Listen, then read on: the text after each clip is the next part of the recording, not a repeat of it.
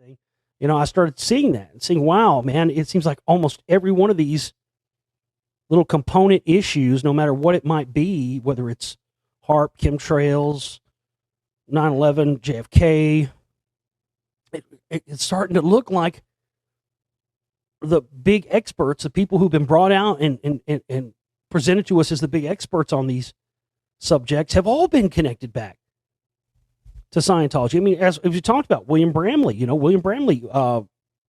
Gods of Eden, who I interviewed and read his book, he was one of these. He started a squirrel group, which is we know now that, see, I always knew that was the Scientology term for it. What we know now that we didn't know is squirrel groups are actually free zone groups. That's what they are.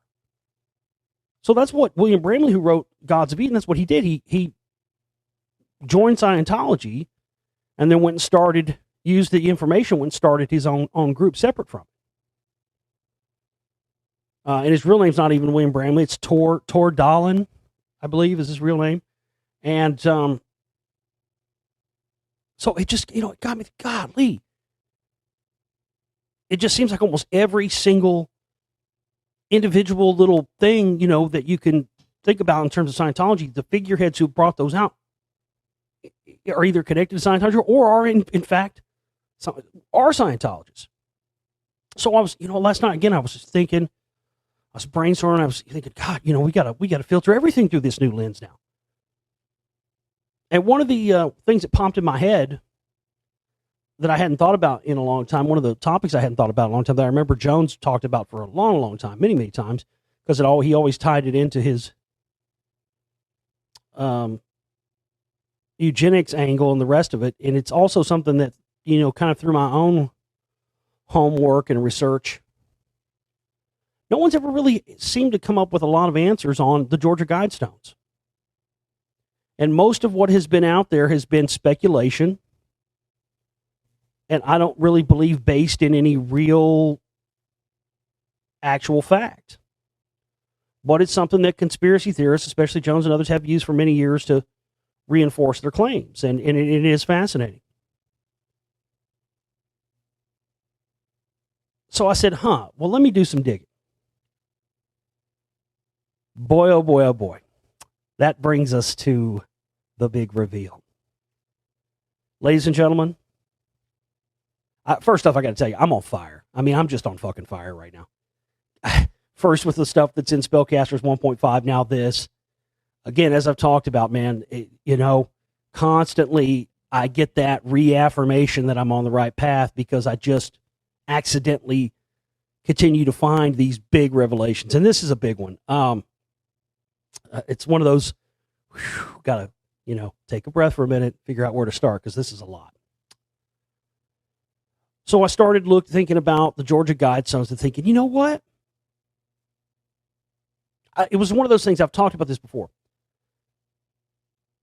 There has been times throughout my whole life where I've just intuited that something was true, just known it, like an instinct. No facts to back it up, nothing, just an instinct. Like it comes to you, it's in your head, and it's just like, oh my God, and it's true. And then you could start finding the details. So that's how the Rockwall thing was for me.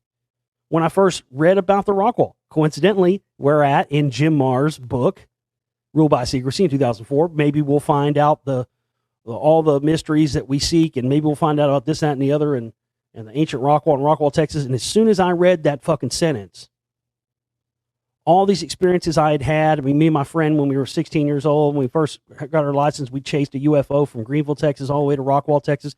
And right when it got to Rockwall, where the bridge, where the wall is, it zigged like this across and then went and shot out through the fucking atmosphere. And, me and the same friend a few years later had a missing time incident near the Rockwall, and several of our other friends that we went to high school with had missing time incidences on that same thing. UFO sightings, everything out there for years. Weird.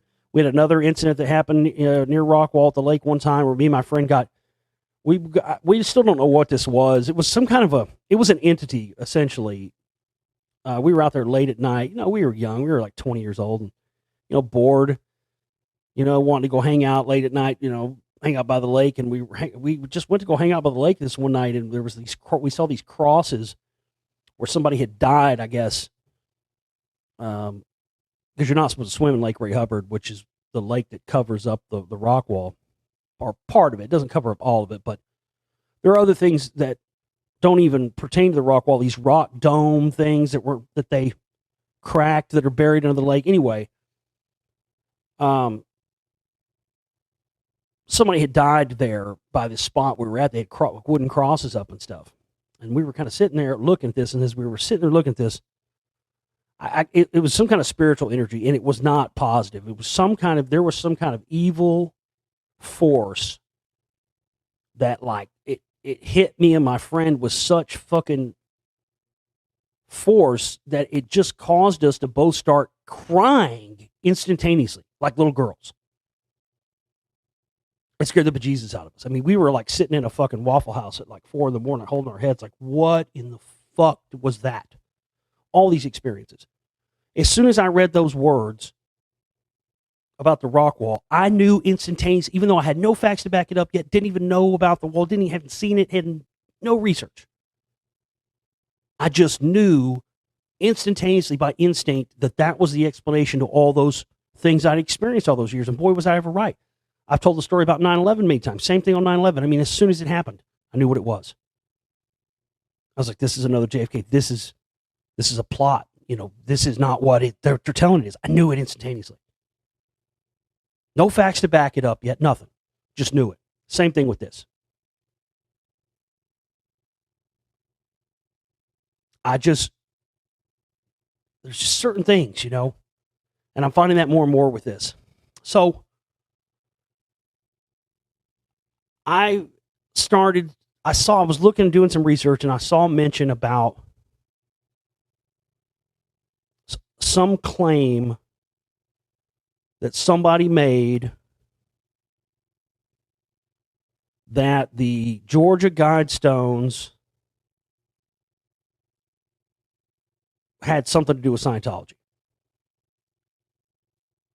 Like I said, after I got off the show last night, I was sitting here, just thinking about that thought, filtering everything through that, having to filter everything through that lens again, kind of, excuse me, kind of like you do when you're first waking up to this stuff, well, if this is true, what about this? And you're looking, oh my God, that connects too.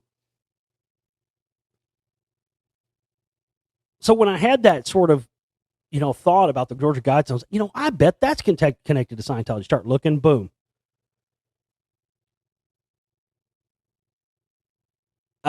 So then I was like, okay, well, I got to figure out, if I can substantiate this. I got to figure out if there's something to this.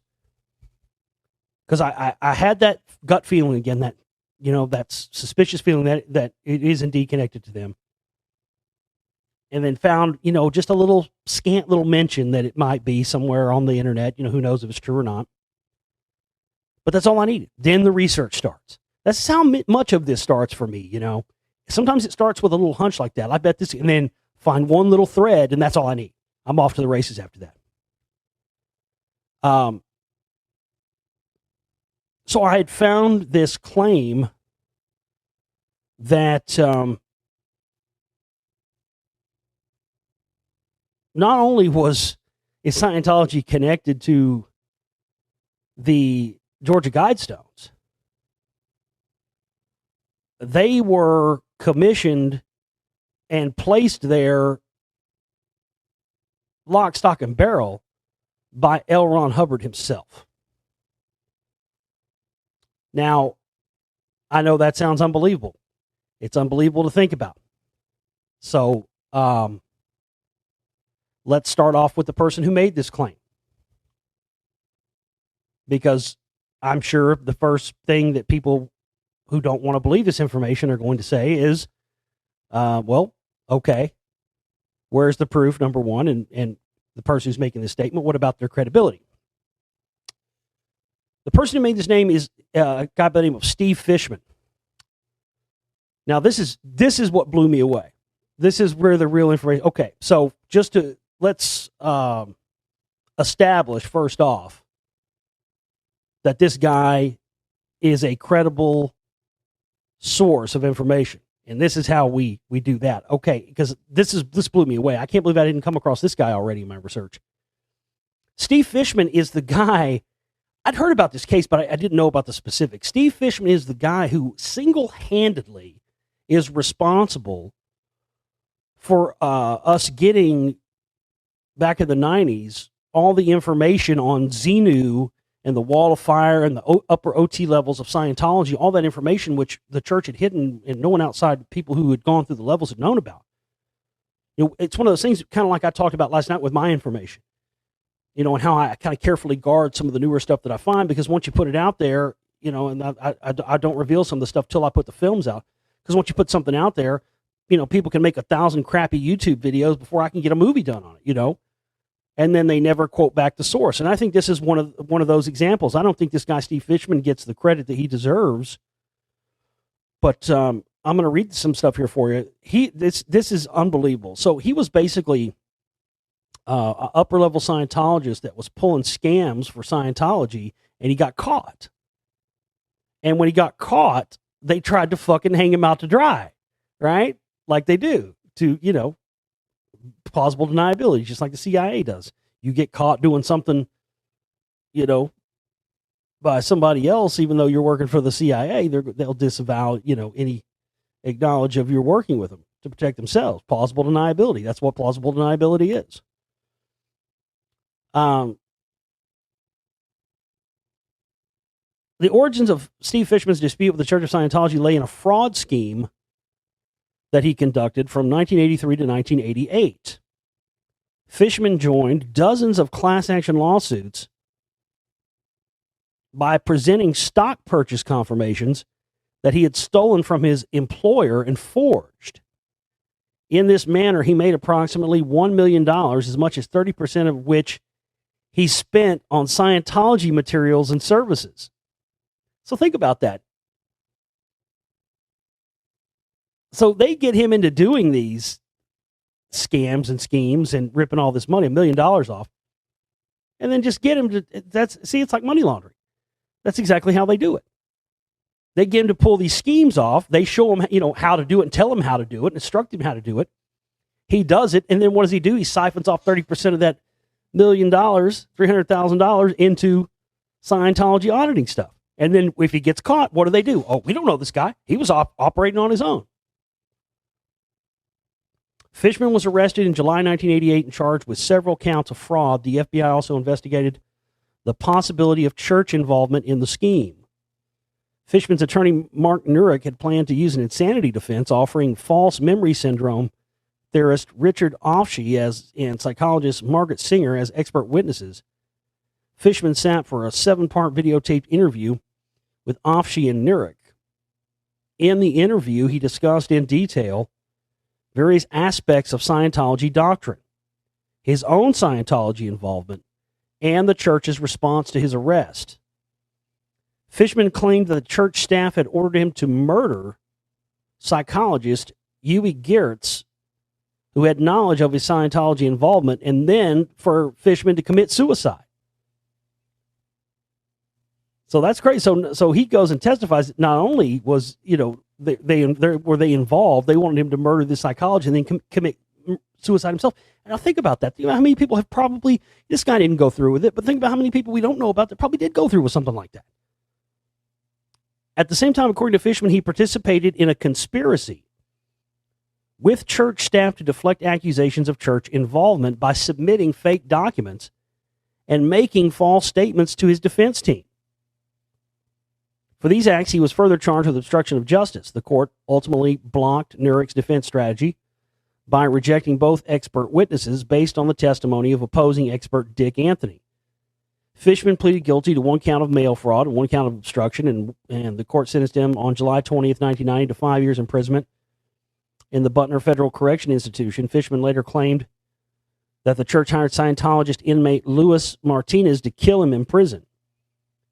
He was paroled in mid-1993. According to Anthony, who had opposed Offshee and Singer, Fishman's criminal case was one of several in which they had attempted to introduce their ideas of coercive persuasion by religious groups.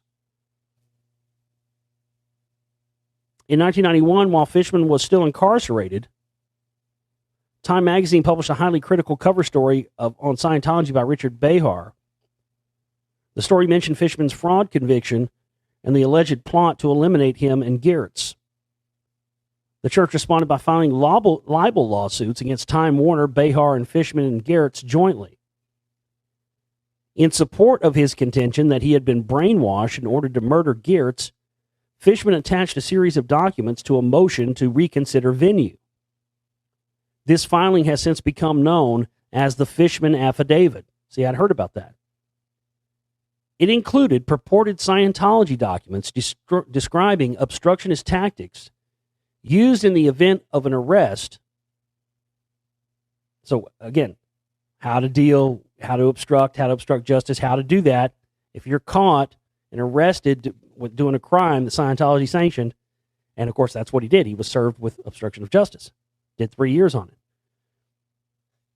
It included purported Scientology documents describing obstructionist tactics to use in the event of an arrest, as well as versions of operating Thetan levels 1 through 7 and purported excerpts of OT level 8. Nobody even knew there was an 8 at that time. Fishman's filing placed the advanced materials on record at the district court, available for viewing by the general public. Despite an unsuccessful church motion to seal the court records in efforts to keep the court files continuously checked out, former Scientologist Arnetta Lerma obtained the affidavit and posted it on the internet, after which it spread uncontrollably. In the process of suing Lerma for copyright infringement, the church confirmed that the copies of levels 1 through 7 were accurate. A federal judge court summarily dismissed the church's claims against Time Warner and Behar, finding that they had not acted with actual malice insofar as the church was concerned. The church dropped its claims against Fishman and Gertz, and Gertz's legal team served subpoenas upon such Scientologist celebrities as Kelly Preston, Juliette Lewis, and Isaac Hayes. The court record in the Fishman case remains open to the public. So think about that. This is the guy that blew the whole thing open. They tried to hang him out to dry. They tried to act like he was, so, oh no, he's lying, he's making this up. We didn't have anything to do with this. So he hung him out to dry and actually published on the internet the document, all the stuff about fair game, the obstructionist tactics, and all the stuff all the way through level 7 and some of the level OT8 stuff. Okay, so this guy, even though a lot of people didn't believe him, they didn't believe him at first, did they? He got caught doing a crime. He said, look, this is not all me. I didn't just come up with this on my own. Look at where the money went. They tried to fuck him. They tried to hang him out to dry. And he said, well, boom, here's all the secret stuff. Look, here it is. Here's the proof. So when I had heard that this guy had made the claim about the connection to L.Ron Hubbard, Scientology, and the Georgia Guidestones, upon doing more research into him and seeing, okay, this guy's, he's legit. We've established that. So, again, nobody had ever, even the church, that's so crazy. Even the church couldn't deny. They had to admit, yeah, that's the real, no one knew about the Xenu stuff, any of that. We're talking about before, this is what blew the door open for South Park to later do their Scientology episode where they had all the Xenu stuff and space alien stuff animated and drawn out with the stuff on the screen that said this is what Scientologists actually believe. That's the reason why none of that stuff appeared before that. South Park, as great as they are, they weren't being groundbreakers by doing that. They had just done that because that information had just become available shortly before they did it. So I had found there's a book written by this gentleman, Stephen Fishman, and the name of his book is Lonesome Squirrel.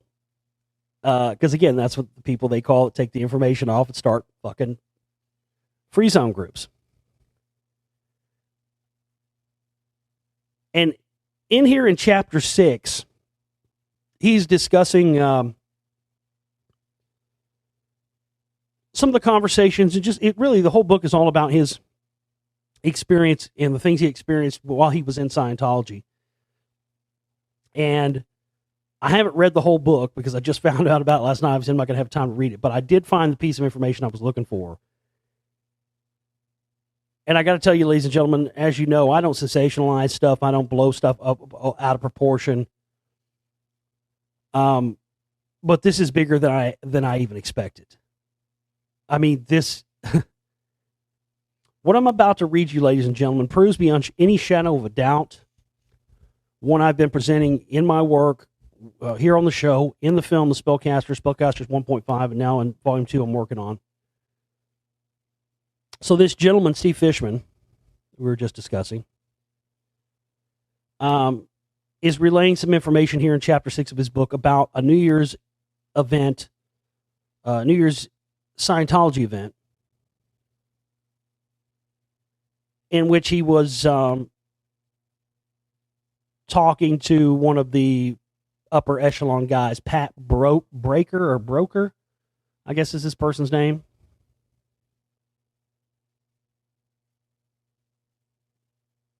And,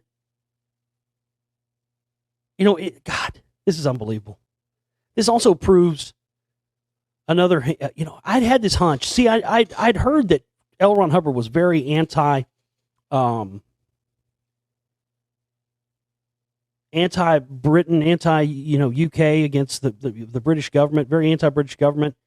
And I'd heard that a lot of the stuff about like the Rothschild stuff and a lot of that conspiracy stuff getting nailed down had really traced back and had been with him because that was kind of an axe he had to grind. So if you watch Spellcasters 1.5, there's a clip that was one of only 2 interviews ever known to exist with L.Ron Hubbard, where he's talking about, it's in black and white, it's in Spellcasters 1.5, where he's talking about the British government, how they don't like him, this stuff. And he also mentions in there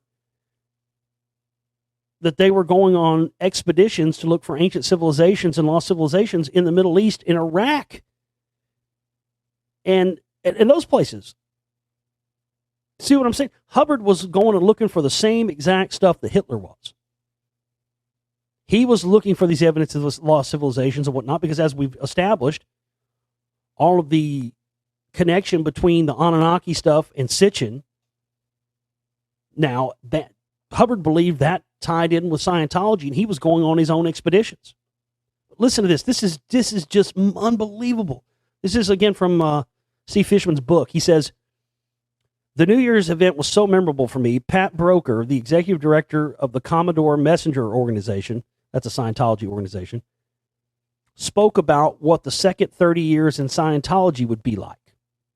Now, let's stop right there. Dynamics was written 47, published 52. So started Scientology early 50s. This meeting, this conversation that I'm reading here from his book, took place in the 80s. So the next 30 years of Scientology would be the 90s, the 2000s, and now. What else is that? That's the era of Alex Jones, the rise of the conspiracy culture, reaching its biggest point ever, right? Okay. Now listen to this. No longer would we have to be persecuted by suppressive governments because Scientology would be the government. Now think about that. That's their plan over the next 30 years, starting in the 80s. Now think about that in terms of everything I've talked about with Donald Trump and all these people, like the Duggar family, like I talk about Spellcasters 1.5. That alone was a huge revelation. Just reading that sentence, I'm not near done, though. No longer would we have to be persecuted by suppressive governments because Scientology would be the government. This is talking about the plan for 30 years, for the 90s, the 2000s, and now.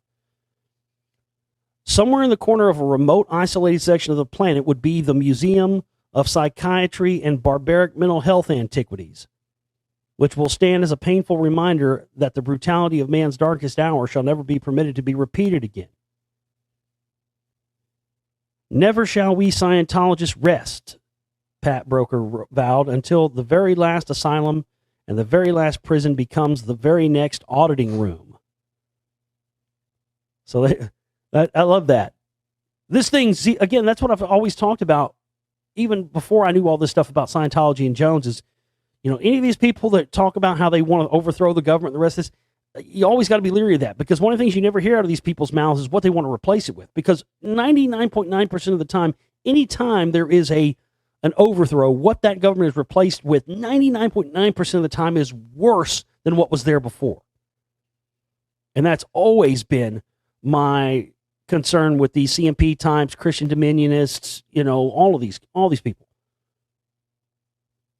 But that's what they want to do. They want to turn every prison and every psychiatry office into an auditing office. Again, this is beyond just the planet, folks. These people literally want to take over the galaxy.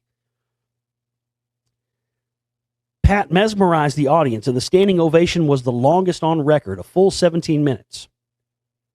Privately after the ceremonies, Wally Hooker gave me an oral lesson on my financial rescue hat.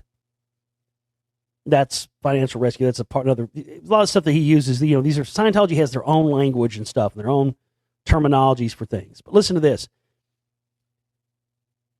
Back in 1967, he explained, L.Ron Hubbard, Ron isolated those suppressive industrialists and financiers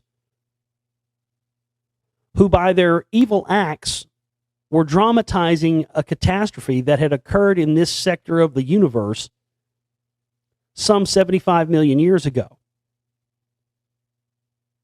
Those individuals who were intimately connected with most of the Fortune 500 companies either owned, controlled, or did business with the Rockefeller Foundation, the Bank of England, the Trilateralist Commission, the Council on Foreign Relations, the Bilderberg Trust, and of course, the World Federation of Mental Health and its token subsidiary, the American Psychiatric Association. How many fucking people even knew about those things back in 1967? Not a lot. Certainly no. Like I've talked about, nobody even knew about the Bilderberg Group in the late 90s. You were crazy to talk about it. But he's connecting. Again, let me read that for you again. Ron isolated those suppressive industrialists and financiers who by their evil acts were dramatizing a catastrophe that had occurred in this section of the universe some 75 million years ago. L.Ron is associating, again, this is the key, folks. This is the key. L.Ron is associating the Rockefeller. Think about that. Think about that laundry list I just went down. That's the fucking laundry list of the goddamn whole fucking thing that conspiracy research is built on. Those groups. And he's relating them to the whole Xenu dead alien soul thing that happened in this sector of the universe 75 million years ago, and that the Rockefellers and the Bank of England and the Trilateral Commission and the Council on Foreign Relations and the Bilderberg Trust and the World Federation of Mental Health and the American Psychiatric Association, all the people involved in every one of those groups, every single person is reincarnated, and they're here now in this life, in this time, because they're here to do evil that Xenu didn't finish back then, because, of course, we all reincarnate, and we're all just, constantly reincarnating back here on Earth again.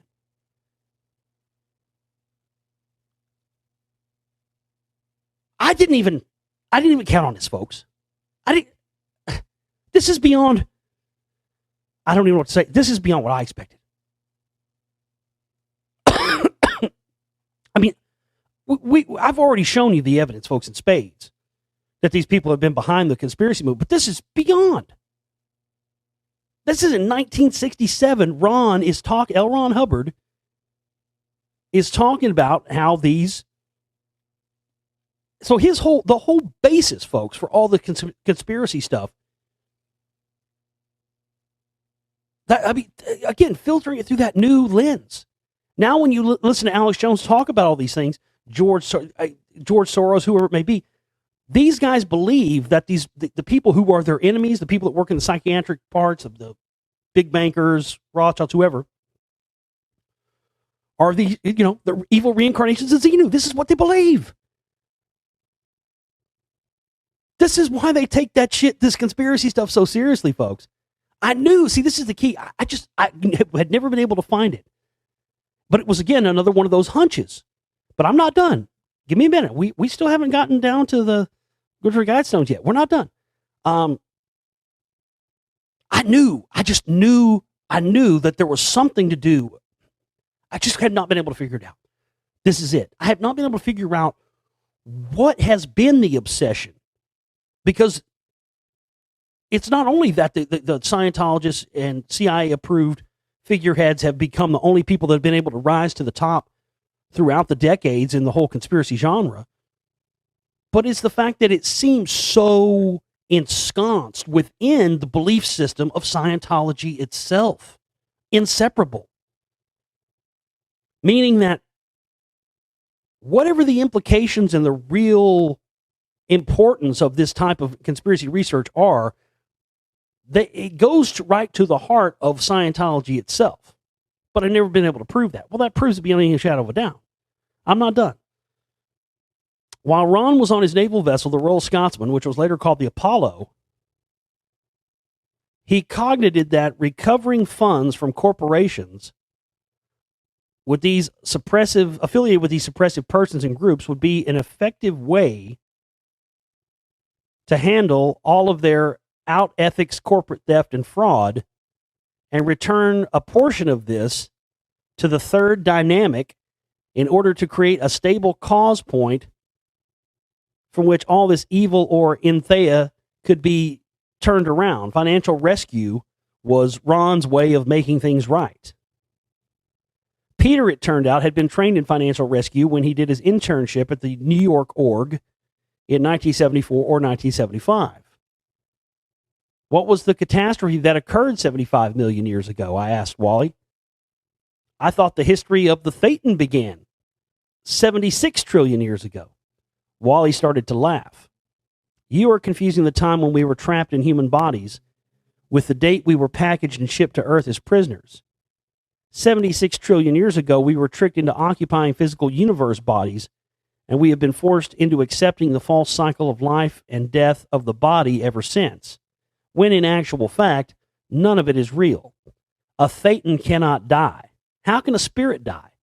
He just has amnesia, going from body to body, life after life, failing to remember anything. Wow, I exclaimed. Now, the other date, 75 million years ago, was when the suppressive Emperor Xenu sent in his armies and mercenaries to gather up unwanted segments from his populations, and he subsequently freeze-dried us by injecting a chemical solution of alcohol glycol into our lungs and shipped us to Earth on spaceships that look like commercial airline DC-9s. Maybe that's why I have such a fear of flying, I said. Possibly. Earth had a different name back then. It was called Tegiak. Tegiak? I asked. What does it mean? Oh, it means jail.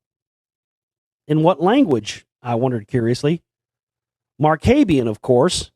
Don't you know anything about the history of Theta? The Markab Confederacy was the planet in between Mars and Jupiter, which exploded 6 years after Xenu did this to us. And now it's known as the asteroid belt. It's completely devoid of life. What happened to the freeze-dried people there? I queried.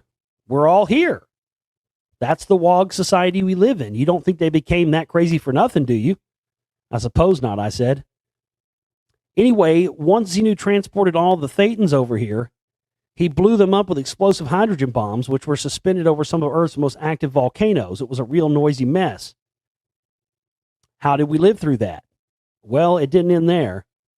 After the volcanoes exploded, the Thetans were captured by electronic force screens known as theta traps, which pulled them down toward Earth through several electromagnetic fields. And then the Emperor Xenu had the helpless beings packaged electronically at 2 automation plants into clusters, which were actually several thousand Thetans stuck together as one. Where did all this happen? Where were these packaging centers located? Everybody knows that, he scoffed. It's all part of Scientology history. One was in Pala, Hawaii, near the Mauna Loa volcano, and the other was in Las Palmas in the Canary Islands. Ron visited Las Palmas in 1967. It was a gruesome sight even after so many millions of years. The place was run back then by the personal psychiatrist of Emperor Xenu, who had conducted cruel experiments such as dissecting bodies right down to the skeleton and then photographing these sequences so that they would be implanted into the permanent memory or time tracks of the trapped Thetans in order that the ferocity of recalling any of these incidents at any subsequent time would kill them dead. It sounds horrible, but how could just remembering an unpleasant incident kill you? Well, if you started to freewheel or were unable to turn the mental image pictures off, you'd become trapped in the images, and in not being able to eat or sleep, you would simply catch pneumonia and die from exhaustion. The same phenomenon occurs if you get stuck in a nightmare and can't wake up, because a nightmare is nothing more than an effort to locate oneself. Obviously, Xenu did not want his secret scam to be undone. This is, after all, a prison planet. And until Ron discovered it, no one had ever survived confronting this material before. No one, certainly until Ron found this incident, which is known as the Wall of Fire. How did Ron survive it? Look, I can't tell you. That's confidential material. That's what you audit on OT3. I've told you too damn much already. Just tell me what happened to Emperor Xenu, I begged. Did he get punished for doing all this to us? Wally looked at me rather reluctantly, but since he had not finished his apricot nectar, he condescended to answer my question. Xenu was captured for a while after some of the people's loyal officers revolted. Ron was the valiant leader of the counter-rebellion, of course, in another life. That's what he's meaning. The loyal officers imprisoned Xenu on a mountaintop on the island of Madeira, and for a short period of time he was forced to stay inside a wire cage that had an external battery. But Emperor Xenu had his own renegades and mercenaries, and a planetary war ensued. For years, Earth was a radioactive dump and a complete desert that was known throughout the galactic confederations as the evil place. It's for this reason that no other spaceships ever come here, even to this day, except to drop off their criminals en route to saner planets. We couldn't have all been criminals, could we? What about Ron? You wouldn't even dare call him a criminal. No, certainly not, Wally complained with great annoyance, because I was not allowing him to end the conversation. Now listen to this. Ron came here some years before Xenu. Let me start that over. Ron came here some years before Xenu started dumping his undesirables here. Ron's landing party, this is in his previous incarnation. Ron's landing party touched down in what is now Elbert County, Georgia. In fact, last June, I went there with Ron to see the place. This is early 80s, folks, when this conversation is going on. I went there with Ron to see the place, and he decided to construct a monument commemorating the original landing site. He wants it completed by his next birthday, this March 13th. Can I go and see it? I questioned. It's not finished yet, Wally stated. All I can tell you about it is that it's one of Ron's personal projects that he's become involved with. He's not planning it as a dissemination program for Scientology. The name of it will be the Georgia Guidestones.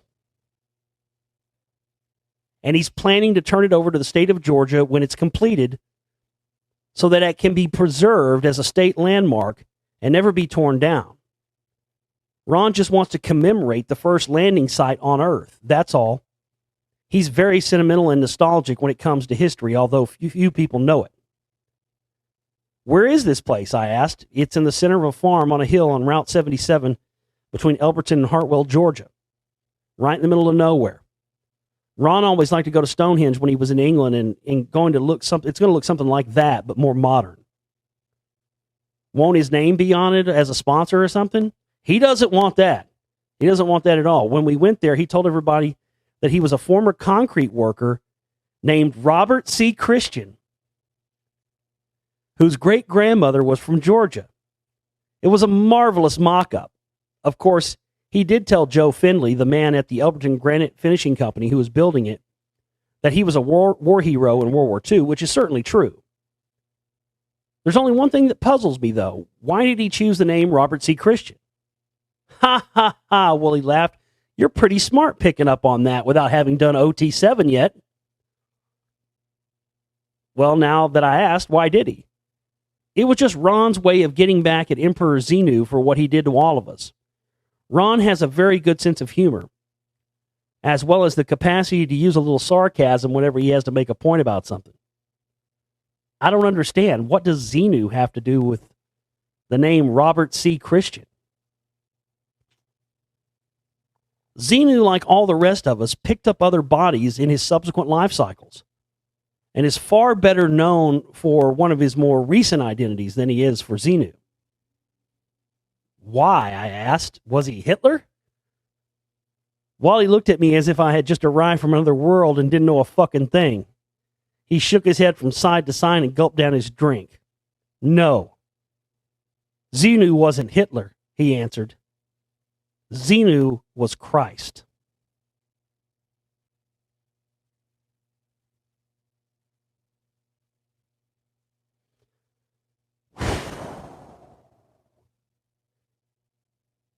I'm just going to let that sink in for just a minute. Holy fucking shit. That's all I could say.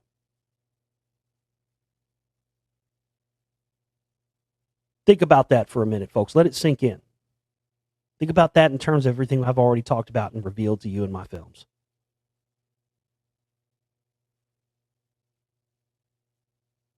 I mean, oh my God. That explains just the stuff I was even talking about last night. You know how about when I was first making The Secret Rite, the very first one, 2009, and I came across that image of Phyllis Schlafly, standing in front of a Scientology cross, and, Beverly LaHaye and, all the rest of them funding all that stuff to do with Scientology, and they put that L.Ron Hubbard stuff in there instead of Christian. It just didn't make sense. Why are all these CMP types and these right-winger Christian types associating with L.Ron Hubbard and trying to get his teaching? My God, folks. Think about it. We've known that they've been operating on information we haven't had for years. They believe Xenu is Christ. Or one of his incarnations was Christ. This fucking explains, and L.Ron put the R.C. Christian thing there as a tribute to the whole Xenu thing. And the fucking Georgia Guidestones were the landing spot where the first landing took place of the aliens that came down, that L.Ron was a reincarnation. Oh, fucking A. Again, this is from the book of the guy that is responsible for entering into court documentation that the Scientologists could not get sealed, all the OT levels up to 8.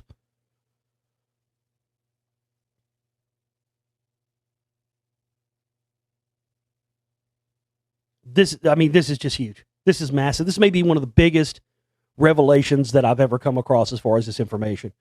Again, if you haven't seen Spellcasters 1 and 1.5, you need to see those films to really, truly grasp how unbelievable this is. I mean, I've seen it. Everybody, I've been getting all of your comments, listeners, your comments, your emails out there for months now, since I've been onto this, because you guys have started to figure this out. I mean, just last night I had comments from people saying, you're really onto something here. You've really cracked this. But this is just beyond. Again, this stuff goes to the heart of what they believe. They believe that stuff now, and the people that are alive now on this planet were also incarnated way back then, and he's connecting Rothschilds and Trilateral Commission and all this to being reincarnated evildoers of humans. I mean, God damn, folks.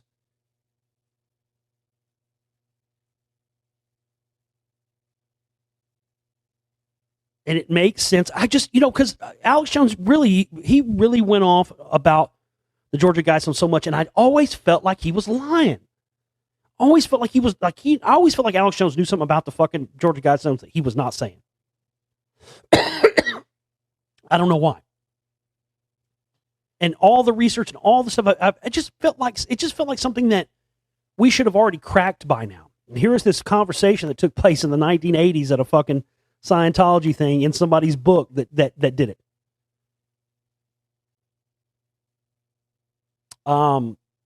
Again, this is going to be one of those things now.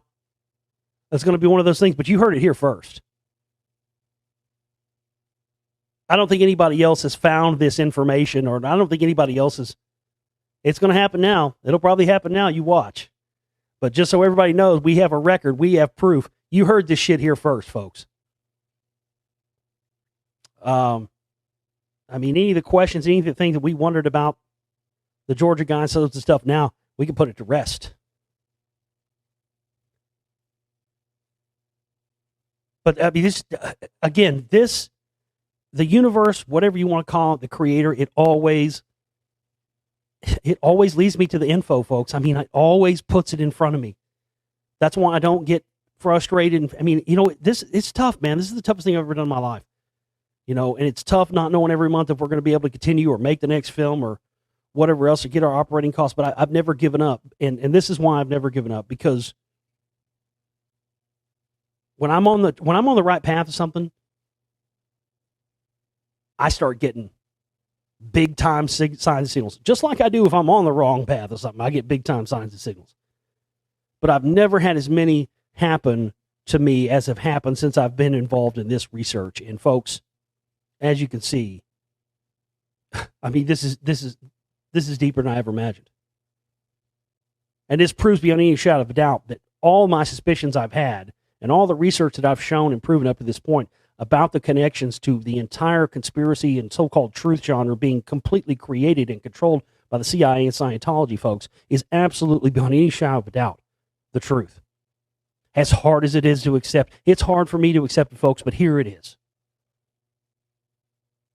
And God damn it, this is why we got to have your support. This is why we have to continue. I don't have a choice now. I mean, I'm well past the fucking point of no return. I can't turn back now. Again, it's just why I implore each and every one of you to just help us, donate, fund us, get us. We need some cash in here. We need a fucking war chest so we can start trying to get this stuff to reach more people. We've got the information. We've got to get this stuff out to more people, and it's all it takes is money. If we can get that, we can start promoting this stuff and buying ads at places and putting this stuff out there. I want to do it now. I mean, this is just.